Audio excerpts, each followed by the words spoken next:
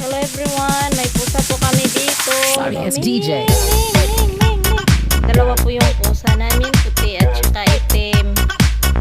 Yan po ang isang pusa. Ming, ming, ming, ming, ming, ming. Ming.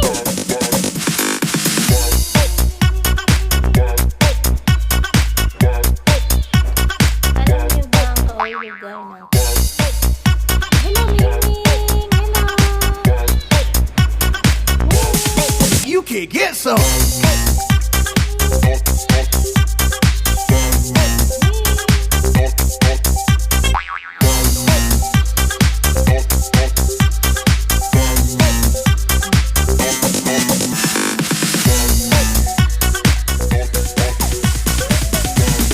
Sorry, it's DJ.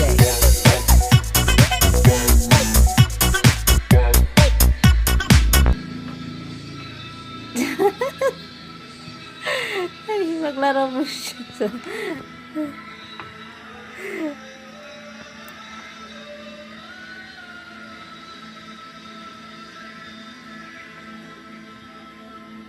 Yung mga pusa namin, pag gusto nilang tumae, pumunta po sila doon sa labas. Hindi po sila tatay dito sa loob. Yan ang nagustuhan ko sa mga pusa namin. Gutom na ba kayo mga pusa ko? Ikaw nanay, nanay na pusa.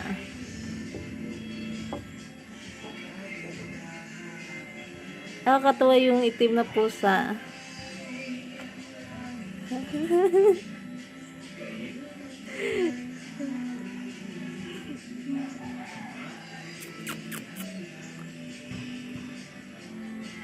Mga pusa.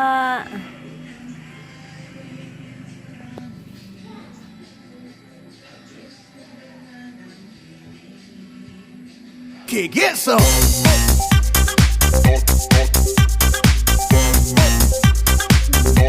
Puti.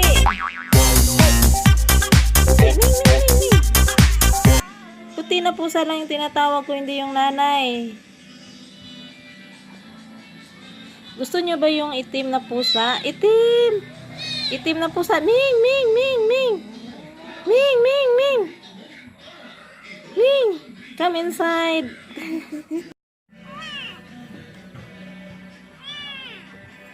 Nakikipaglaro po siya sa nanay niya.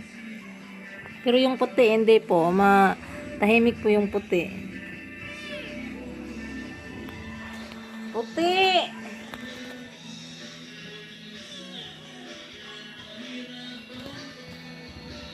Itim na pusa dito sa ilalim ng mesa. Ming! Oh, yun na. Come here, come here. Ming! Ming! May napanood po ako sa YouTube. Kapag nanaginip daw kayo ng itim na pusa, ibig sabihin yan, swerte daw po yan. At saka, kapag ang minamahal nyo daw ay nagloko, so maghanap kayo ng itim na pusa. Picturean nyo daw po. Tsaka yung picture ng itim na pusa, ilagay nyo po sa wallet nyo.